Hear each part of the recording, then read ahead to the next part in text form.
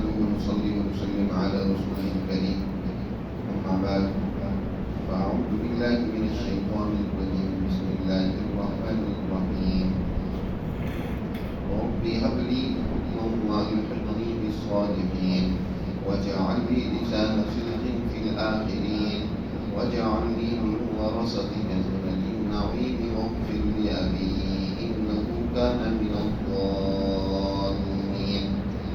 ولا تخزني يوم يبعثون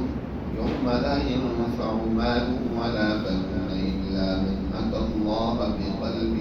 سليم وأزلفت الجنة للمتقين وبرزت الجحيم للغاوين وقيل لهم أين ما كنتم تعبدون من دون الله هل ينصرونكم أو ينتصرون فكبكبوا فيها هم الغاوون وجنود إبليس أجمعون قالوا وهم فيها يختصمون تالله إن كنا لفي ضلال مبين إذ نسميكم لرب العالمين وما أضلنا إلا المجرمون فما لنا من شافعين ولا صديق حميم فلو أن لنا كرة فنكون من المؤمنين إن في ذلك لآية وما كان أكثرهم مؤمنين وإن ربك لهو العزيز الرحيم صدق الله العظيم. سورۃ الشعراء کا یہ 5واں رکوع ہے اور اس رکوع میں گزشتہ درس میں سیدنا حضرت ابراہیم علیہ السلام اس دعوت کا تذکرہ تھا جو انہوں نے اپنی قوم اور اپنے گھر والوں کے سامنے پیش کی. وہ دعوت توحید اور ایک اللہ سبحانہ و تعالی کی بندگی اور پرستش کی دعوت تھی. دنیا میں ہمیشہ گمراہیاں دو طریقوں سے آتی ہیں. ایک تو یہ ہے کہ وقت کا جو حکمران ہوتا ہے وہ اپنے آپ کو خدا بنا لیتا ہے یا خدا کا نمائندہ اپنے آپ کو سمجھنے لگ پڑتا ہے اور وہ لوگوں سے اپنی پرستش کرواتا ہے. یہ خرابی بھی حضرت ابراہیم علیہ السلام کی قوم میں موجود تھی کہ اس وقت کا حکمران نمرود وہ اپنے آپ کو خدا سمجھتا تھا اور قوم سے اپنی پرستش کرواتا تھا. اور دوسری گمراہی ہمیشہ مذہبی طبقات کی طرف سے آتی ہے, اہل علم کی طرف سے آتی ہے کہ جن کے پاس مذہب کی تعلیم یا جن کے پاس علم وہ علم کا غلط استعمال کرتے ہیں اور لوگوں کی ذہن سازی ایسی کرتے ہیں, ان کے ذہنوں میں ایسے اوہام, ایسی خرافات, ایسے غلط عقائد و نظریات بٹھاتے ہیں جس سے ان کی معاشی وابستگی بھی ہوتی ہے, یعنی لوگوں کے معاش کو بھی لوٹا جاتا ہے, اپنے نظروں سے نذرانے وصول کیے جاتے ہیں اور ان کو اپنا گرویدہ کیا جاتا ہے, ان کو معتقد بنایا جاتا ہے, ایسی کاموں میں لگا دیا جاتا ہے جس میں ان کے لیے کوئی فائدہ نہیں ہوتا. چنانچہ یہ بھی اس قوم کے اندر بہت بڑی گمراہی موجود تھی کہ اس وقت کا جو مذہبی طبقہ تھا انہوں نے بت پرستی کو فروغ دے رکھا تھا اور جو مجاور بنے ہوئے تھے وہ اس کام پر بڑی اجرت اور بڑے پیسے اور بڑی جرات لیتے تھے. حضرت ابراہیم علیہ السلام نے جب دعوت دی اور سمجھایا کہ یہ کیا ہے جن کی تم پرستش کرتے ہو, کیا یہ کوئی بات تمہاری سن سکتے ہیں, تمہیں کوئی فائدہ پہنچا سکتے ہیں, کوئی تمہیں نقصان پہنچا سکتے ہیں, کوئی ایسی بات ہے تو بتاؤ. لیکن وہ اعتراف کرتے ہوئے کہتے ہیں کہ نہیں, اصل بات یہ ہے کہ ہمارے باپ دادا اسی طرح کرتے چلے آ رہے ہیں, ہم بھی انہیں کے راستے پر قائم. حضرت ابراہیم علیہ السلام نے ان بتوں کی بے بسی اور ان مجاوروں اور ان مذہبی لوگوں کی گمراہی کو واضح کیا اور اللہ سبحانہ و تعالیٰ کا تعارف کروایا کہ جس کی انسان کو پرستش اور بندگی کرنی چاہیے، جس کے احکامات کو بجا لانا چاہیے، وہ ذات کون سی ہے؟ بڑی ہی عمدہ انداز الفاظ میں ابراہیم علیہ السلام نے تعارف کروا دی، فرمایا الذی خلقنی فہو یہدین، جو میرا خالق ہے اور پھر قدم قدم پر میری رہنمائی بھی کرتا ہے، بھوک اور پیاس میں یعنی میری زندگی کی ضروریات کا نظام بھی اسی نے قائم کر رکھا ہے کہ دنیا کا سارا معاش جس کے ذریعے سے انسان کی خوراک پوری ہوتی ہے، اس کی ضروریات پوری ہوتی ہے، یہ سب اللہ کی طرف سے اللہ نے یہ ساری نعمتیں پیدا کی۔ اور پھر جب میں اپنی کسی کوتاہی کی وجہ سے کسی بیماری میں مبتلا ہو جاؤں، وہ مالک پھر بھی مہربانی کرتا ہے کہ وہ مجھے شفا دیتا ہے، اور پھر صرف دنیا ہی میں نہیں بلکہ اس دنیا سے لے جانے پر بھی وہ قدرت رکھتا ہے، جو بھی تو نہیں تو میں مجھے موت دے گا اور پھر مرنے کے بعد دوبارہ مجھے زندگی بھی دے گا، اور اس زندگی میں اس ذات سے توقع رکھتا ہوں کہ مجھ سے دنیا میں اگر کوئی کوتاہی اور کمزوری رہ گئی ہے، ہو گئی ہے، تو مجھے معاف کرنا۔ یہ اللہ کا تعارف کروایا۔ اب اس کے بعد حضرت ابراہیم علیہ السلام اللہ کی حضور دستبستہ ہو کر اپنے لیے دعا کرتے ہیں، اور یہ بڑی جامع دعا ہے جو ہر ایک مسلمان کی دعا ہونی چاہیے۔ حضرت ابراہیم علیہ السلام سب سے پہلے تو اللہ سے دعا مانگتے ہوئے عرض کرتے ہیں ربی ہب لی حکما والحقنی بالصالحین، اے میرے پروردگار مجھے حکم عطا فرما اور مجھے نیک لوگوں میں شامل کرا۔ حکم سے مراد علم کمال، اور علم کمال اس کا نام نبوت ہے۔ دو ہی کمال دنیا میں اللہ سبحانہ و تعالیٰ نے پیدا فرمایا ہے، ایک علمی کمال اور دوسرا اخلاقی اور عملی کمال۔ علمی کمال کی انتہا نبوت پر ہوتی ہے، یہ نبوت اس کا سب سے اونچا درجہ ہے، اور اس سے نیچے والا درجہ صدیقیت کا کہلاتا ہے، اور عملی کمال اس میں سب سے اونچا درجہ شہادت کا ہے، اور اس سے جو بعد والا درجہ ہے وہ صالحیت کا ہے۔ جو صالح ہوتا ہے انسان، جو اپنے عمل کو درست کر لیتا ہے، اللہ کے احکامات اور اللہ کی تعلیمات کے مطابق اپنے شب روز ڈال دیتا ہے۔ حضرت ابراہیم علیہ السلام نے ایک طرف علمی کمالات کی دعا کی کہ یا اللہ مجھے علم میں اعلیٰ درجے کا کمال عطا فرما، جس کے نتیجے میں انسان دنیا کے اندر اللہ کی طرف سے عائد کردہ ذمہ داری خلافت کو نبھا سکتا ہے، اور دوسری طرف عملی کمال کی بھی دعا کی کہ اللہ مجھے نیک لوگوں میں شامل کرنا ہے، جس کے نتیجے میں انسان دنیا میں اعلیٰ درجے کی سیاست، اعلیٰ درجے کے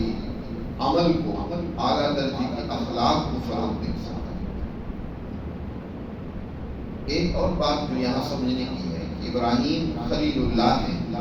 اللہ کے یہی مقرب بندے، اللہ کے دوست ہیں، بہت اونچا مقام اللہ نے عطا فرمایا، امامت کا مقام مرتبہ حضرت ابراہیم کو نصیب ہوا۔ لیکن حضرت ابراہیم علیہ السلام عمل کے لیے جس بات کی دعا کر رہی ہے وہ یہ ہے کہ نیک لوگوں کی صحبت، کہ اللہ ان میں مجھے شامل فرمائے۔ اصل میں انسان کا عمل وہ کسی نہ کسی ماحول میں مضبوط ہوتا ہے۔ اگر اچھا ماحول، اچھی صحبت، اچھے دوست ہو تو انسان کا عمل بھی ویسا ہوتا ہے، اور اگر غلط دوست، غلط ماحول، غلط صحبت ہو تو انسان کے عمل میں بھی خرابی پیدا ہو جاتی ہے۔ حضرت ابراہیم علیہ السلام اللہ سے دعا کر رہے ہیں کہ صالحین میں اللہ مجھے شامل فرما، اچھی صحبت عطا فرما، نیک لوگوں میں شامل کرنا۔ یہ انسان کو ہمیشہ اللہ سے مانگنا بھی چاہیے، اس کی کوشش بھی کرنی چاہیے کہ نیک لوگوں کے ساتھ وابستہ رہیں، ان کی صحبت اختیار کریں۔ جو انسان دنیا میں نیک لوگوں سے محبت کرتا ہے، یقین قیامت کے دن اللہ کا جب اللہ کی طرف سے فیصلہ ہوگا تو اس کا شمار اور حشر بھی انہی لوگوں کے ساتھ ہوگا. تو ایک شاعر کہتا ہے احب الصالحین ولست منهم احب الصالحین ولست منهم لعل اللہ یرزقنی صلاحا. میں نیک ہوں نہیں، نیک لوگوں سے محبت کرتا ہوں تاکہ اللہ مجھے بھی ان نیک لوگوں میں شمار کر دے. تو نیک لوگوں سے محبت جیسی انسان کی محبت ہوتی ہے، وابستگی ہوتی ہے، انجام بھی انسان کا ویسے ہی ہوگا، حشر بھی اس کا ویسے ہی ہوگا. نبی کریم صلی اللہ علیہ وسلم نے ارشاد فرمایا المرء مع من احب، آدمی اسی کے ساتھ ہوتا ہے اور ہوگا جس سے وہ محبت کرتا ہے. اس لیے اچھی صحبت، اچھے دوست وہ ڈھونڈنے چاہیے، بنانے چاہیے. ابراہیم علیہ السلام اس کی دعا کریں. دعا کا مطلب یہ نہیں ہوتا کہ انسان کرنا کچھ جائے اللہ سے معاملہ کچھ رہے. یہ ہمارے پاکستانیوں کا حال ہے کہ ہم نیک بننا نہیں چاہتے، نیک صحبت حاصل نہیں کرنا چاہتے، بس دعا کر رہے ہیں الحمدللہ بالصالحین. حضرت ابراہیم علیہ السلام اللہ سے سچے لوگوں کے ساتھ الحاق کی دعا کر رہے ہیں تو اس کی کوشش بھی کر رہے ہیں. سچے لوگوں کو اپنے ساتھ شامل کر رہے ہیں، ان کی تربیت کر رہے ہیں، ماحول بنا رہے ہیں. اور ایک اور دعا کی وَجَعَلْ لِي لِسَانَ صِدْقٍ فِي الْآخِرِينَ. اے اللہ مجھے سچی ناموری میری جو ہے بعد میں آنے والوں میں بھی قائم فرمائے. لسان صدق، اس کے ایک معنی تو یہ ہے کہ لسان صدق کہتے ہیں القول الحسن، الہیئۃ الحسن، یعنی اچھی حالت، انسان کا اچھا رویہ، اچھی ناموری. تو یہ اللہ مجھے ایسا بنا، ایسا عمل مجھ سے کروا، ایسی اصول اور ضابطے میں تشکیل دوں کہ بعد میں آنے والے بھی اس پر چلتے رہتے. نبی کریم صلی اللہ علیہ وسلم ارشاد فرمایا من سن سنتا حسنتا فلہ اجرها واجر من عمل بها. جو انسان اچھا طریقہ اور عمل اختیار کرتا ہے تو اس پر اسے خود عمل کرنے کا بھی اجر ملے گا اور بعد میں جس قدر لوگ عمل کریں گے ان کا بھی اجر اسے ملے گا. اور جو اس کے مقابلے میں کوئی برا راستہ، برا عمل وہ قائم کرتا ہے تو اس پر اس کو خود بھی گناہ ملے گا، اس پر عمل کرنے کا یا اس کو ایجاد کرنے کا، آنے والے لوگوں کو اس پر عمل کریں گے ان کا بھی گناہ ملے گا. وَبِذْرُ مَنْ عَمِلَ بِهَا. تو حضرت ابراہیم علیہ السلام کی اللہ سے دعا کر رہے ہیں کہ اللہ اچھی ناموری، یعنی میرے اس اچھے مشن کو، میرے اس اچھے کام کو صرف مجھ ہی تک محدود نہ رکھ، بعد میں آنے والی نسلوں میں بھی میرے اس اچھے کام کو جاری کرنا. اور اللہ نے اپنے بندے ابراہیم علیہ السلام کی اس دعا کو قبول فرمایا. ابراہیم علیہ السلام کو ایک تو اللہ نے منصب امامت پر فائز فرمایا. قرآن نے خود کہا انی جاعلک للناس اماما، اے ابراہیم ہم تجھے انسانیت کا امام بنائیں گے. امام، انی جاعلک للناس اماما، انسانیت کے امام. امام وہ ہوتا ہے جو انسانیت کے لیے اصول، ضابطے، قوانین جاری کرتا ہے، جس پر آنے والی انسانیت چلتی ہے. ایسے قوانین اور ضابطے جو بنائے اس کو امام کہا جاتا ہے. حضرت ابراہیم علیہ السلام نے تا قیامت انسانیت کے لیے کامیابی کی اصول اور ضابطے ایسے تشکیل دیے کہ بعد میں آنے والے تمام انبیاء علیہ السلام بھی اس کے اوپر چلتے رہے. ابراہیم علیہ السلام کی اسی عمل کو، ان کی اسی قانون سازی کو دین حنیفیت کہا جاتا ہے. اور اسی دین حنیفیت کی اتباع اور پیروی کی ہے تمام انبیاء. خود نبی کریم صلی اللہ علیہ وسلم کو اللہ نے ارشاد فرمایا وَاتَّبِعْ مِلَّةَ إِبْرَاهِيمَ حَنِيفًا، آپ بھی ابراہیم کی اسی ملت کی اتباع کریں. کون سے ابراہیم؟ جو حنیف تھے، جنہوں نے ملت ابراہیمیہ حنیفیہ کی بنیاد رکھی ہے. اے پیغمبر آپ بھی اس پر چلیں، اپنے آنے والی نسل اور امت کو بھی اسی کی دعوت دے کہ ملت ابراہیمیہ حنیفیہ کی اتباع کریں. اور اس کے علاوہ حضرت ابراہیم علیہ السلام کا وہ تذکرہ، وہ ان کی ناموری اللہ نے تا قیامت ایسی قائم کی ہے کہ آج بھی انسانیت جب اپنے پیغمبر کے لیے دعا کرتی ہے اس سے پہلے حضرت ابراہیم علیہ السلام کے لیے بھی دعا کرتی ہے، اللہم صلی علی محمد وعلی آل محمد، اور ساتھ تشبیہ دیتی کما صلیت علی ابراہیم وعلی آل ابراہیم، اے اللہ ہمارے نبی محمد صلی اللہ علیہ وسلم اور ان کے آل پر اپنی رحمتیں برکتیں نازل فرما، جیسے اے اللہ تو نے ابراہیم اور ان کی آل پر رحمتیں اور برکتیں نازل فرما۔ حضرت ابراہیم علیہ السلام کی یہ دعا بھی اللہ نے قبول فرمائی۔ مزید وہ دعا کرتے وَجَعَلْنِي مِن وَرَثَةِ جَنَّةِ النَّعِيمِ، اے اللہ مجھے جنت نعیم کے وارثوں میں سے بھی بنا، وہ نعمتوں والی جنت جو تو نے اپنے بندوں کے لیے تیار کی اور پیدا کی ہے، اس کا وارث جہاں تیرے اور نیک بندے ہوں گے ان میں مجھے بھی شامل فرما، جنت نعیم کے وارثوں میں مجھے بھی کر دے۔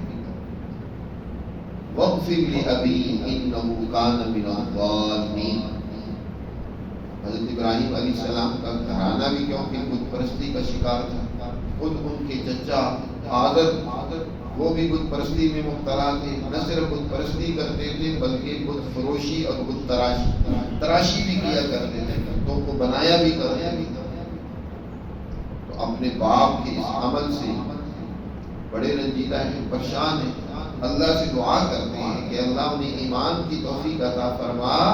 اور ان کی اس خطا کو اور غلطی کو اللہ معاف فرما۔ وَاغْفِرْ لِأَبِي إِنَّهُ كَانَ مِنَ الضَّالِّينَ، اے اللہ میرے باپ کو بھی معاف فرما، بے شک وہ گمراہوں میں سے۔ حضرت ابراہیم علیہ السلام نے ان کی ایمان اور مغفرت کی دعا کی،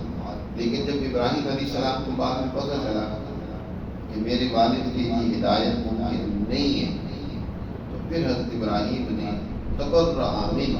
مکمل ان سے برات کا اعلان کیا، اس سے پہلے ان کے لیے ایمان و مغفرت کی دعا کرتے ہیں۔ قرآن مجید میں دوسری جگہ پر حضرت ابراہیم علیہ السلام کو انسانیت کا اسوہ اور نمونہ قرار دیا، لیکن فرمایا کہ اس بات میں تمہارے لیے اسوہ نہیں ہے کہ وہ اپنے باپ کے لیے مغفرت کی دعا کرتے رہے، حالانکہ وہ مسلمان نہیں تھا۔ مغفرت کی دعا مسلمان کے لیے ہے جو اللہ کی تعلیمات کو مانتا ہے، پھر اس سے کوئی غلطی کوتاہی ہو جائے تو اس کے لیے اللہ سے دعا کی جاتی ہے کہ اللہ نے معاف کر دیا۔ ایمان شرط، اگر ایمان ہی نہیں ہے تو پھر آپ چاہے کتنی نیکیاں کرتے رہیں، کتنے اچھے کام کرتے رہیں، اللہ اس کا بدلہ دنیا میں تمہیں دے دے گا، کیونکہ اللہ کسی کے عمل کو ضائع تو نہیں کرتا، لیکن انسان کی مغفرت، آخرت میں نجات، وہ اس کے بغیر ممکن نہیں ہے کہ کوئی انسان ایمان جب تک نہیں لاتا۔ ابراہیم علیہ السلام کے والد بھی ابھی کافر ہیں، اسی راستے اور اسی طرح بت پرستی پر چل رہی ہیں، اور حضرت ابراہیم علیہ السلام نے دعائے مغفرت مانگی تو اللہ نے دوسری جگہ پر فرمایا کہ نہیں، الا قول ابراہیم لأبیہ لأستغفرن لک وما املک لک من اللہ، ابراہیم کے اس قول میں تمہارے لیے عصمت نہیں ہے کہ جو انہوں نے اپنے باپ کے لیے مغفرت کی دعا کی۔ وَاغْفِرْ لِأَبِي، میرے باپ کو بھی معاف فرما، إِنَّهُ كَانَ مِنَ الضَّالِّينَ، بے شک وہ بھی گمراہ۔ اور ابراہیم علیہ السلام نے بھی مغفرت کی دعا صرف کچھ عرصے کے لیے کی تھی، اور قرآن نے دوسری جگہ واضح کیا ہے کہ جب ان پر واضح ہو گیا کہ میرا باپ نہیں ایمان لائے گا تو پھر انہوں نے ان سے برات کا اعلان کر دیا اور مزید دعا کی، وَلَا تُخْزِنِي يَوْمَ يُبْعَثُونَ، اے اللہ جس دن تو اٹھائے گا، قبروں سے لوگوں کو اٹھایا جائے گا جس دن، اس دن اے اللہ مجھے ذلیل و رسوا نہ کیجیے گا۔ بہت سارے لوگ جب قبروں سے اٹھائے جائیں گے وہ انتہائی پراگندہ حالت میں ہوں گے اور بہت ہی ان کی حالت قابل رحم ہوگی، تو اے اللہ اس دن مجھے رسوا نہ کیجیے گا۔ وہ دن ہوگا کہ لا ينفع مال ولا بنون، نہ تو انسان کو اس کا مال و دولت فائدہ پہنچائے گا، نہ ہی اس کی اولاد اس کے کام آئے گی۔ تو ہی دنیا کی بڑی طاقتیں اور قوتیں ہوتی ہیں جن کے بل بوتے پہ انسان بہت کچھ کر لیتا ہے.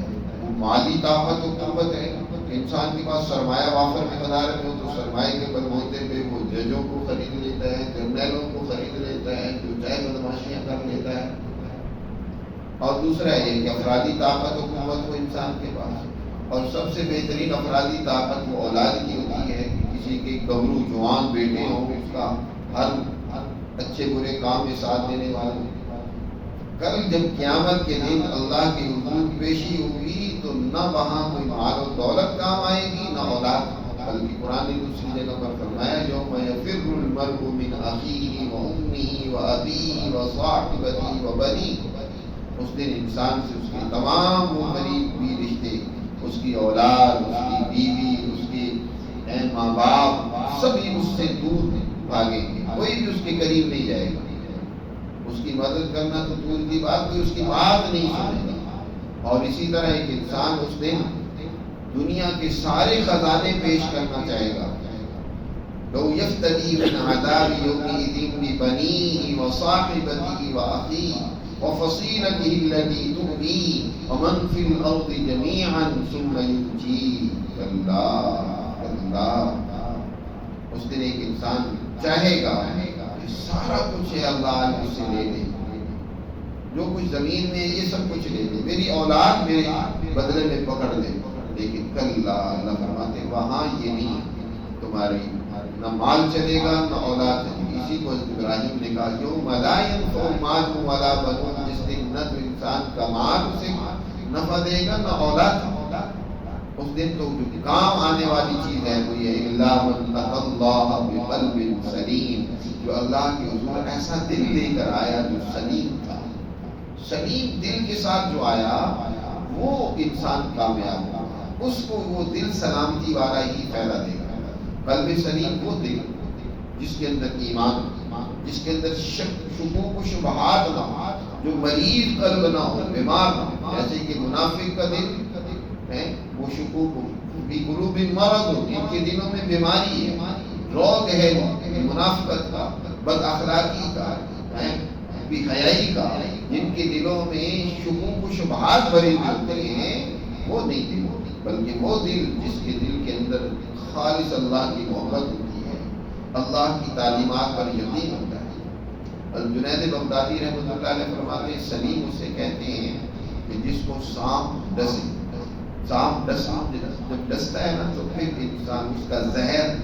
سب سے زیادہ دل کو متاثر کرتا ہے کہ اس کا دل تڑپتا رہتا ہے. اس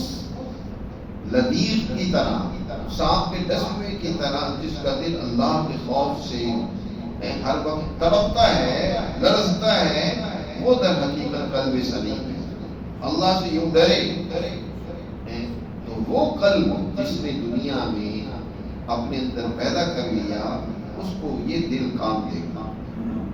یہاں عمل کا بھی ذکر نہیں کیا, یہاں ذکر کیا قلب سلیم کا کہ وہ انسان کے کام آئے گا. اعمال در حقیقت ہے اس لیے تاکہ انسان کے دل میں سلامتی پیدا ہو جائے. قلب سلیم انسان کو نصیب ہو جائے. ہر عمل انسان کے دل پر اچھا اثر یا برا اثر چھوڑتا ہے. جیسے نبی کریم صلی اللہ علیہ وسلم نے ارشاد فرمایا نا کہ جب انسان کوئی گناہ کرتا ہے تو اس کے دل پر ایک سیاہ دھبا پڑ جاتا ہے, اور اسی طرح وہ مسلسل گناہ اور غلطیاں کرتا رہتا ہے. غلہ بل رانا علی قلوبہم, یہاں تک کہ اس کا دل زد آلود ہو جاتا ہے. اس پر حجابات خواہشات کے, سوء معرفت کے, اور اس کے اندر جو ہے بری رسم کے حجابات جو ہے چھا جاتے ہیں. اور جو انسان اس کے مقابلے میں سچی صحبت اختیار کرتا ہے, اللہ کا ذکر کرتا ہے, اللہ کی طرف متوجہ رہتا ہے, اس سے ڈرتا رہتا ہے, نیک اعمال کرتا رہتا ہے, تو اس کے اثرات میں اس کے دل پر مرتب ہوتے ہیں, یہاں تک کہ اس کا دل قلب سلیم بن جاتا ہے. تو یہی کل کی قیامت کے دن انسان کے کام آنے والا دن ہے. وَأُزْلِفَتِ الْجَنَّةُ لِلْمُتَّقِينَ, اور جنت متقیوں کے بالکل قریب ہوگی, ان کے قریب کر دی جائے گی کہ وہ جنت میں جاؤ. وَبُرِّزَتِ الْجَحِيمُ لِلْغَاوِينَ, اور جہنم گمراہ لوگوں کے سامنے کر دی جائے گی, اور ان سے کہا جائے گا اَيْنَمَا كُنتُمْ تَعْبُدُونَ مِن دُونِ اللَّهِ, آج وہ اللہ کو چھوڑ کر جن کی تم پرستش کرتے تھے جی، جن کو تم نے خدا بنا رکھا تھا، وہ حکمران، وہ طاقتیں قوتیں، یا وہ تمہارے معبود آج کہاں ہیں؟ هل ينصرونکم، کیا وہ آج تمہاری کچھ مدد کریں گے یا وہ خود اپنے آپ کو بچا سکیں گے؟ وہ فرعون، وہ نمرود، وہ وقت کی طاقتی طاقتیں قوتیں جن پر تمہیں بڑا بھروسہ تھا، اور ينتصرون، وہ تو اپنے آپ کو آج نہیں بچا سکے۔ قرآن نے دوسری جگہ پر ان کا ذکر کیا ہے نا کہ جب جہنم میں دونوں ڈالے جائیں گے نا، تو ضعفاء اور کمزور لوگ جو ان کو بنا کے پیچھے چلتے رہے، ان بڑوں کے پیچھے چل کر انہوں نے ان کی ہاں میں ہاں ملائی رکھی، دنیا میں ہر بدماشی، ہر ظلم، ہر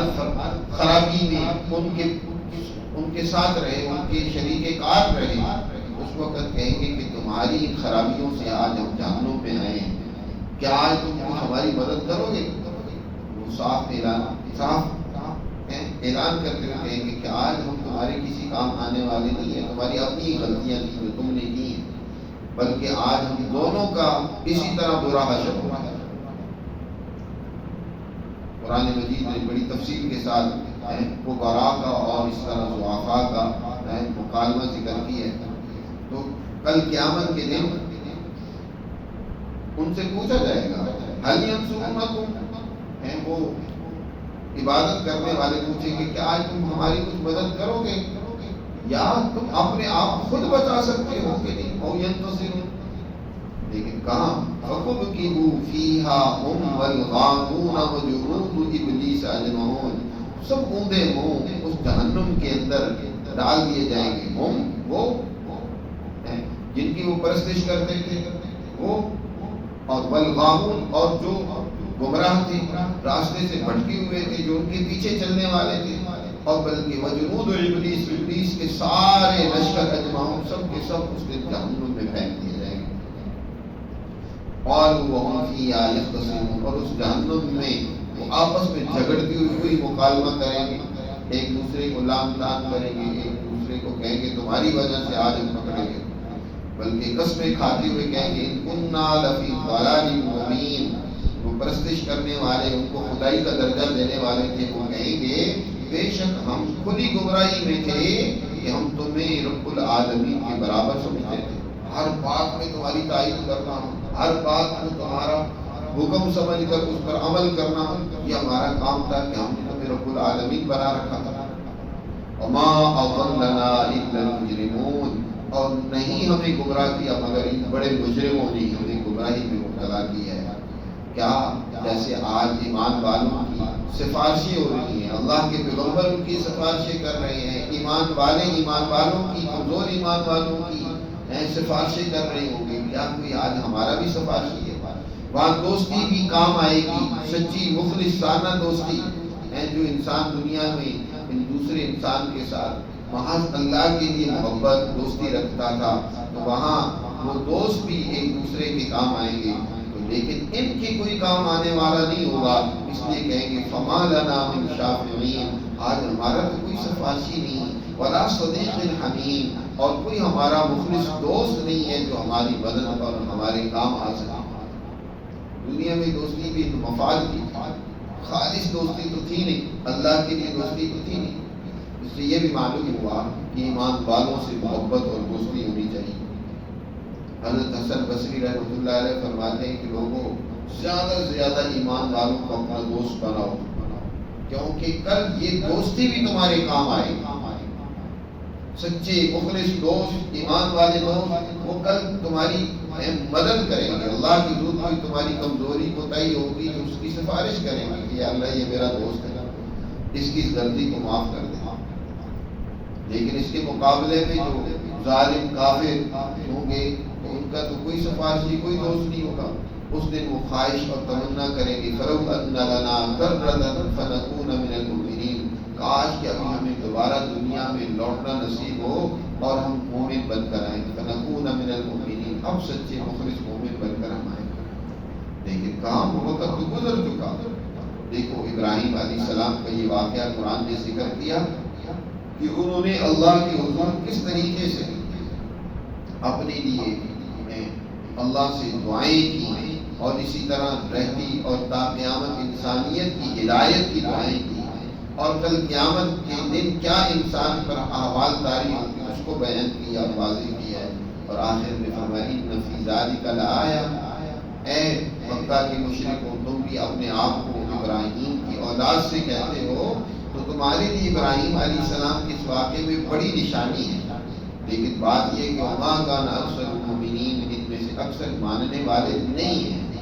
ان میں سے اکثر جو ہیں وہ حضور کے الٹا دشمن بنے ہوئے مخالف ہیں۔ دنیا میں بھی یہی حال ہے کہ ہمیشہ اکثر جو ہے وہ کافروں کی اکثریت ان کی یہی رہی ہے۔ وَإِنَّ رَبَّكَ لَهُوَ الْعَزِيزُ الرَّحِيمُ،